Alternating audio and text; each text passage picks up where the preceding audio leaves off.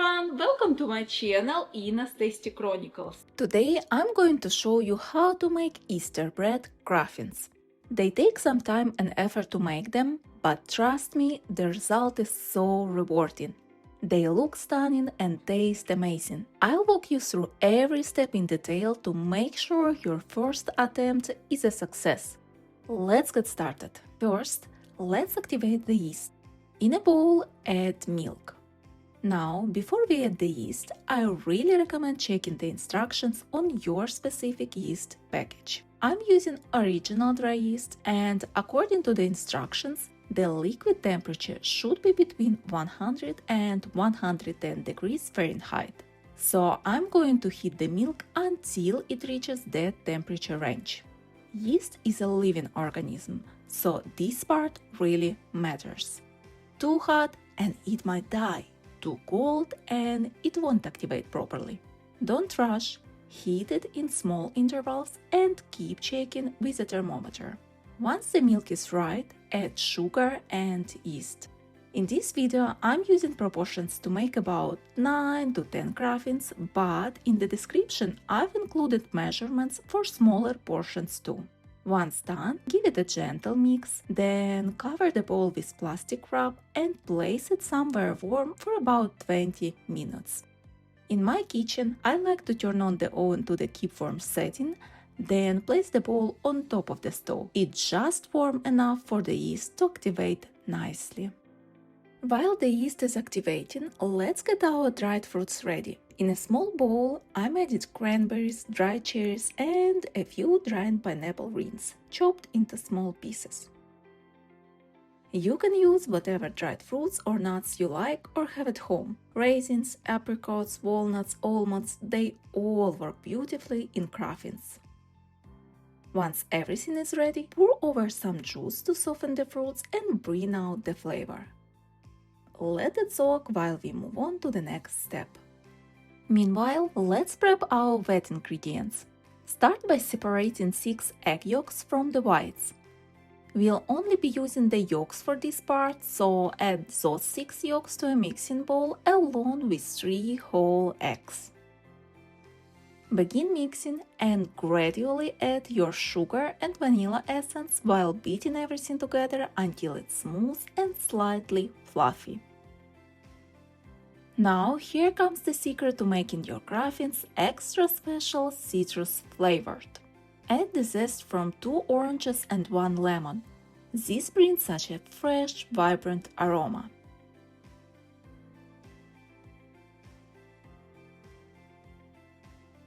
Then squeeze 90 ml of juice from 1 orange and add it to the mix. Next, add your soft butter. Mine was a bit firm from the fridge, so I softened it slightly in the microwave. By now, the yeast is activated.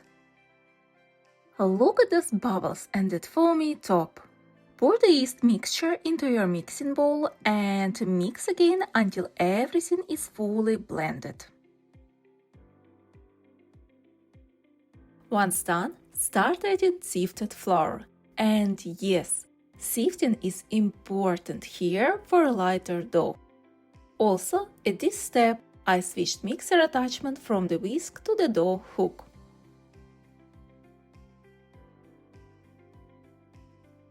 I'm adding the flour in small portions and mix on low to medium speed, giving it time to fully blend before adding more.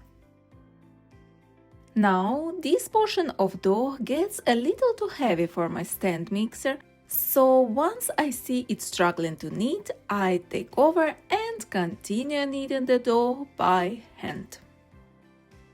Sprinkle a bit of flour on your surface, give the dough a good knead until that flour is fully worked in.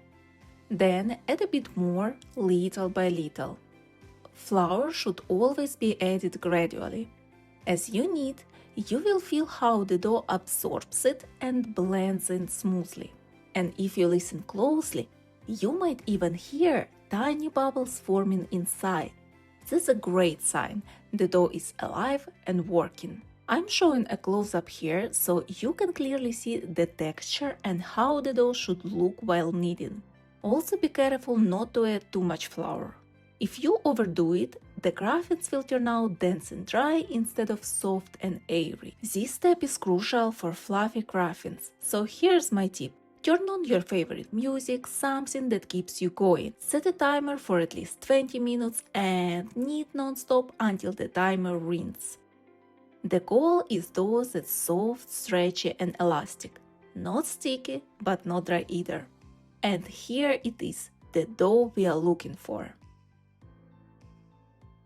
Once my dough is ready, I divide it into 2 equal parts. I'm making a big portion and I don't have a bowl large enough to let it all rise at once, so I split it between 2 bowls. Each portion goes into its own bowl and I cover them with a plastic wrap to keep the moisture in. Now they need to rest in a warm place to rise. I usually place them on top of the warm stove since my oven is still on the keep warm setting and gently hits the surface above. I also cover the bowls with a light blanket to help keep them warm while they rise. Let the dough rise for about 1.5 hours or until it's doubled or even tripled in size. Don't rush this part. A slow, warm rise makes all the difference for soft, fluffy cruffins later on. While the dough is rising, I drain the fruits, give them a quick rinse, and spread them on a paper towel to dry. They should be plump, not wet, so they mix well into the dough. Also, in a mixer, I blend together softened butter and cream cheese until smooth. It will spread easily and add that rich, creamy layer inside each cruffin. It's been about 1.5 hours and look at this dough, it's doubled in size, soft and airy. Just a bit of close look, it rose beautifully.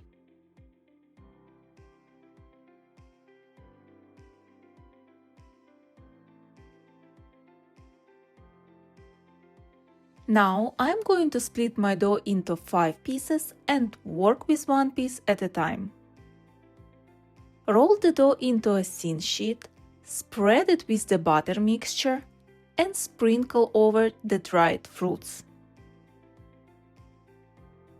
Next, roll it up into a tight tube, then slice it lengthwise into 2 long strands, keeping one end attached. Now shape both ends into a spiral, then place the uncut end in the center and place one spiral on top of the other. Place shaped cruffin into a baking mold. Make sure the dough fills only about 1/3 of the form since it will rise again. Trust me on this. Don't overfill. Here's what happened when I did it once. It rose so much it almost fell out. Once all the cruffins are shaped in their molds, cover them with a plastic wrap and set aside in a warm place for the second rise for about 40 minutes. Once the cruffins were raised, I spread the molds evenly on the oven rack, allowing them to bake properly. Look at these cruffins, they've risen beautifully. I placed the cruffins in an oven preheated to 360 degrees Fahrenheit and bake them for 30 to 45 minutes. I usually cover them with a foil for the first 20 minutes to prevent the tops from burning. After that, I remove the foil and continue baking. The exact time may vary depending on your molds and oven, so keep a close eye towards the end.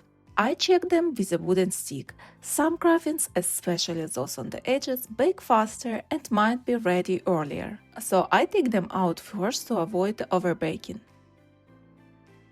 The rest go back in for another 5-7 minutes and I started checking every couple of minutes from here on. And here they are, our beautiful cruffins, perfectly baked, golden and smelling amazing. Short intervals really help make sure they don't burn at the finish line. For the final touch, dust the cruffins with powdered sugar. It's a simple step, but it makes them look so festive and inviting. If you want to give the Kraffins this classic Easter touch, stay with me a little bit longer and I'll show you how to make sugar glaze. First, soak gelatin in cold water. I'm using gelatin sheets because that's what I have at home, but any kind works fine. In a saucepan, combine sugar, water, vanilla extract, and squeeze a little bit of lemon juice. Bring everything to a boil. Once done, let it cool slightly to about 140–160 degrees Fahrenheit. Then add softened gelatin and whisk everything together in a mixer until smooth, white and glossy glaze for about 10 minutes. And that's it, your perfect sugar glaze is ready. Now it's time to finish our Kraffins with the glaze. I gently dip each one into the sugar glaze, letting the excess drip off, then top them with pistachios, dried strawberries and a few other fun toppings. This step is totally optional, feel free to use your imagination and decorate them your way. And here's the final result. They are soft and fluffy inside, looks good outside, tastes amazing, and the feeling of having this homemade bread is so rewarding. I wish you the best of luck and I hope your Kraffins turn out absolutely perfect. By the way, since there's egg whites left over, don't throw them away. Use them to make this delicious meringue roulade. You can find the recipe right here on my channel. Thanks so much for watching and I hope you enjoyed this recipe. Don't forget to like, subscribe and leave a comment. I would love to hear how your Kraffins turn out.